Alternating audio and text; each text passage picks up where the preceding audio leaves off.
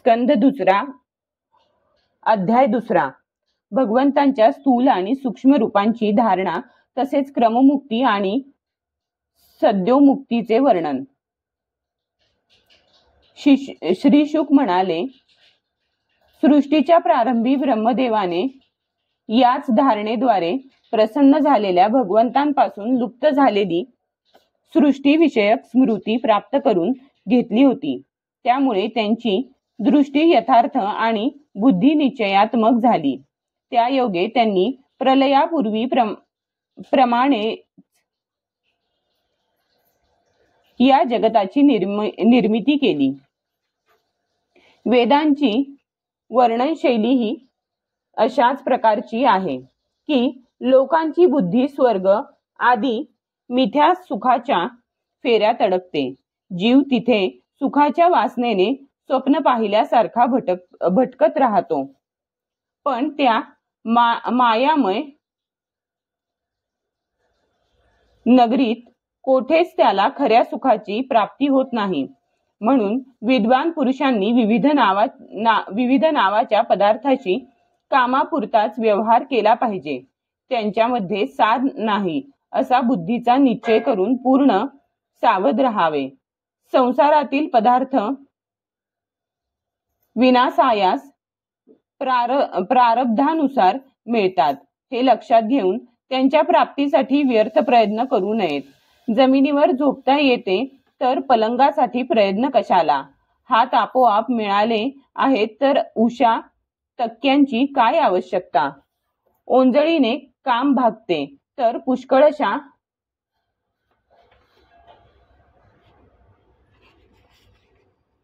भांड्यांची जरुरी काय? वल्कले आणि दिशारूप वस्त्र असताना इतर वस्त्रांची काय आवश्यकता? अंग झाकण्यासाठी रस्त्यात चिरगुटे मिळत नाहीत का? केवळ दुसऱ्यांसाठीच शरीर धारण करणारे वृक्ष भूक लागल्यावर फळाफुलांची भिक्षा देत नाहीत का? पाण्याची आवश्यकता असणाऱ्यांसाठी नद्या एकदम आटल्या आहेत काय? राहण्यासाठी गुहा बंद करण्यात आल्या आहेत काय? आपल्याला शरण आलेल्यांचे भगवंत रक्षण करीत नाहीत का? अशा स्थितीत बुद्धिमान पुरुष सुद्धा धनाच्या नशेने धुंद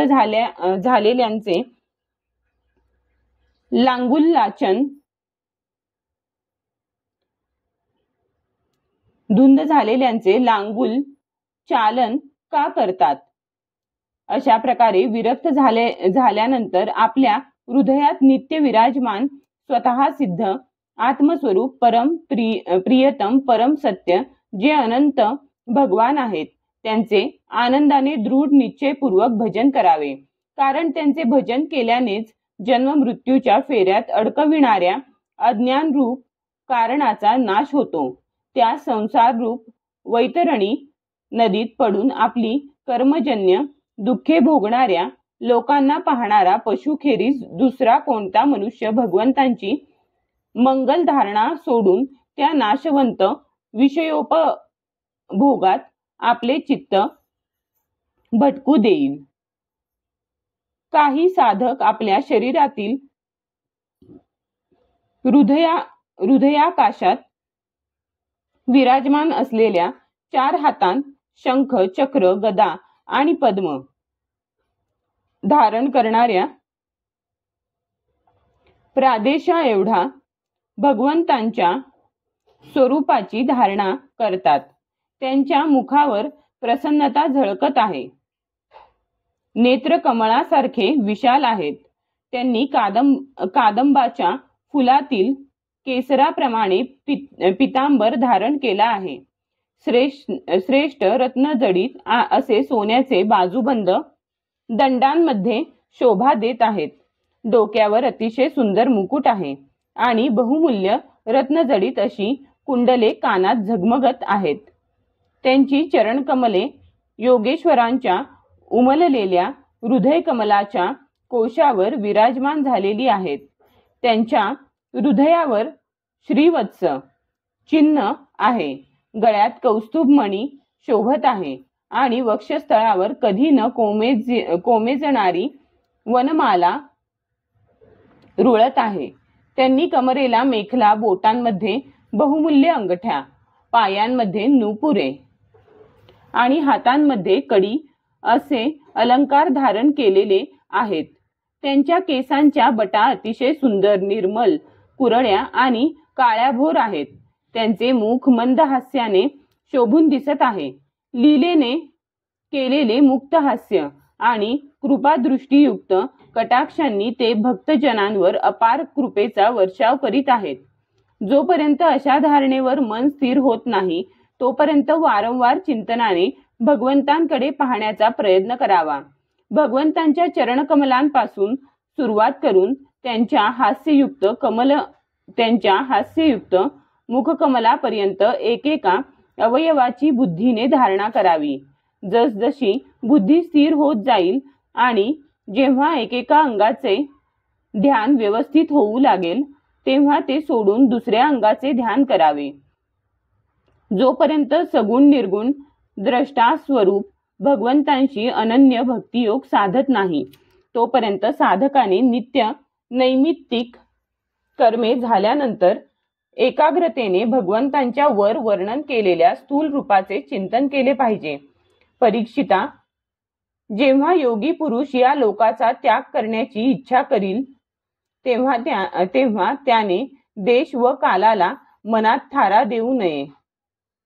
सुखपूर्वक स्थिर आसन साध्य करून प्राणांना जिंकून मनाने इंद्रियांचा संयम करावा. त्यानंतर आपल्या शुद्ध बुद्धीने मनाला संयमित करून त्या बुद्धीला क्षेत्रज्ञामध्ये आणि क्षेत्रज्ञाला अंतरात्म्यामध्ये लीन करावे. नंतर अंतरात्म्याला परमात्म्यामध्ये लीन करून धैर्यवान पुरुषाने त्या शांतिमय अवस्थेत स्थिर व्हावे. यानंतर त्याच्यासाठी कोणतेच कर्तव्य शिल्लक राहत नाही. या अवस्थेत सत्वगुणही नाही तर रजोगुण आणि तमोगुण कोठून असणार? अहंकार, महत्त्व आणि प्रकृतीचेही तेथे अस्तित्व नाही.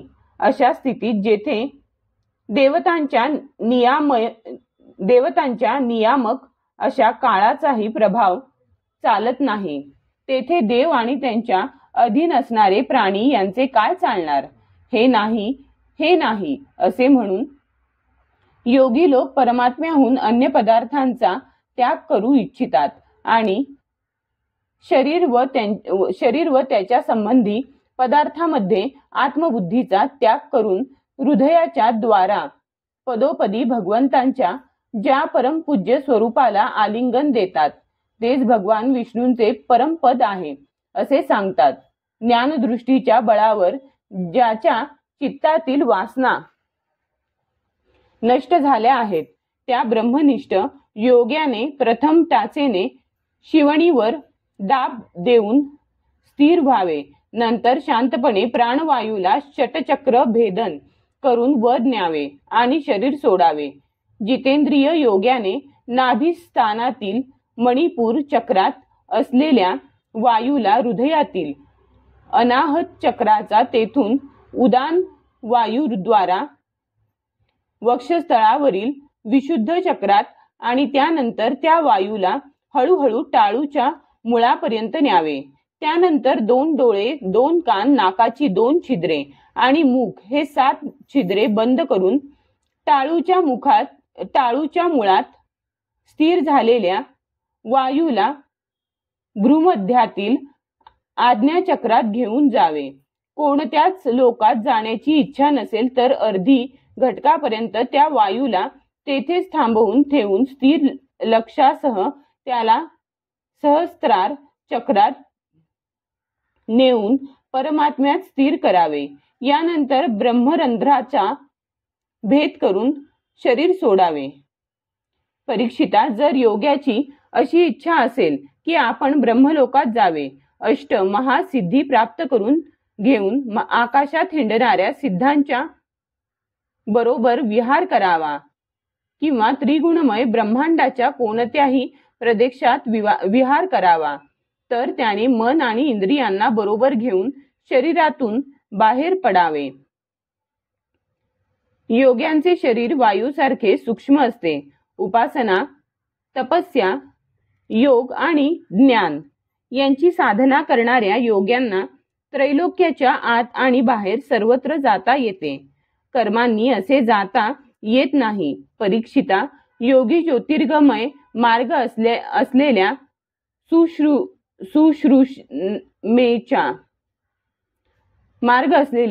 सुश्रुमनेच्या द्वारा जेव्हा ब्रह्मलोकाकडे जावयास निघतो तेव्हा प्रथम तो आकाश मार्गाने अग्निलोकात जातो. तेथे त्याच्या पापाचा उरला सुरला मळ जळून जातो.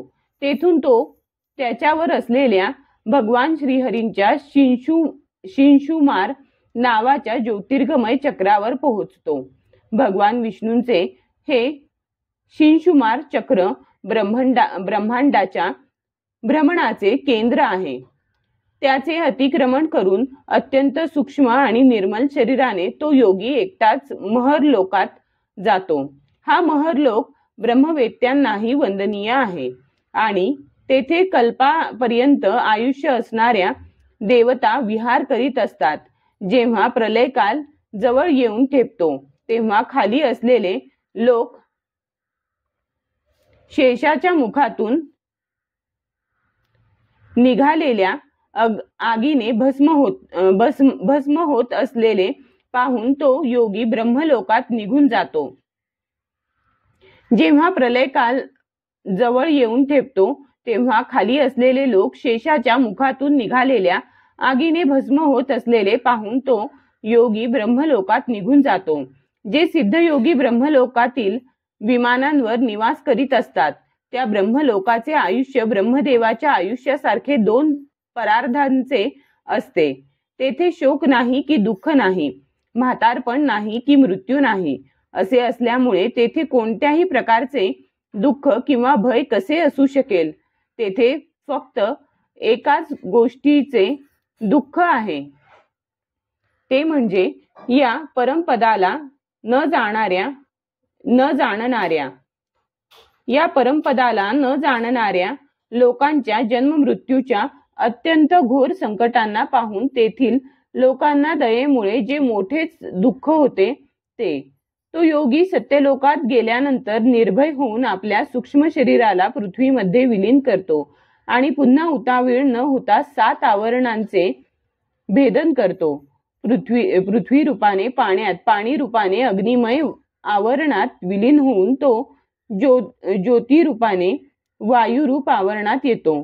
तेथून योग्य वेळ येताच ब्रह्माच्या अनंतत्वाचा बोध करून देणाऱ्या आकाशरूप आवरणात मिसळून जातो. अशा प्रकारे योगी स्थूल आवरणांना ओलांडीत असता त्याची इंद्रिये सुद्धा आपापल्या सूक्ष्म अधिष्ठानात विलीन होतात.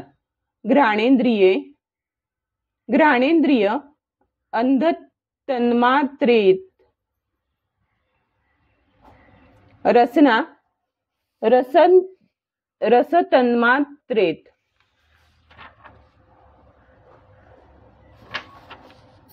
डोळे रूप तन्मात्रेत, त्वचा स्पर्श तन्मात्रेत, कान शब्द तन्मात्रेत आणि कर्मेंद्रिये आपापल्या क्रियाशक्तीत मिसळून जाऊन आपल्या मूळ सूक्ष्म स्वरूपाला प्राप्त होतात. अशा प्रकारे योगी स्थूल व सूक्ष्म आवरणांना पार करून अहंकारामध्ये प्रवेश करतो. तेथे सूक्ष्म भूतांना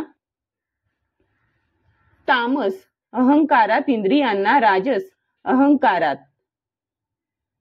मन आणि इंद्रिये यांच्या अधिष्ठाता असलेल्या देवतांना सात्विक अहंकारात विलीन करतो. यानंतर अहंकारासहित लयरूप गतीद्वारा महत्त्वामध्ये प्रवेश करून शेवटी सर्व गुणांचे लयस्थान असलेल्या प्रकृतीरूप आवरणाला जाऊन मिळतो. परीक्षिता, महाप्रलयाच्या वेळी जेव्हा प्रकृतीरूप आवरणाचाही लय होतो तेव्हा तो योगी स्वतः आनंद स्वरूप होऊन आपल्या त्या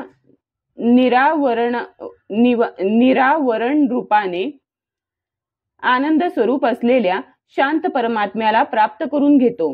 ज्याला अशी भगवन्मय गती प्राप्त होते त्याला पुन्हा या संसारात यावे लागत नाही. परीक्षिता, तू जे विचारले होतेस त्याचे उत्तर म्हणून मी वेदाने सांगितलेल्या दोन्ही सनातन मार्गाचे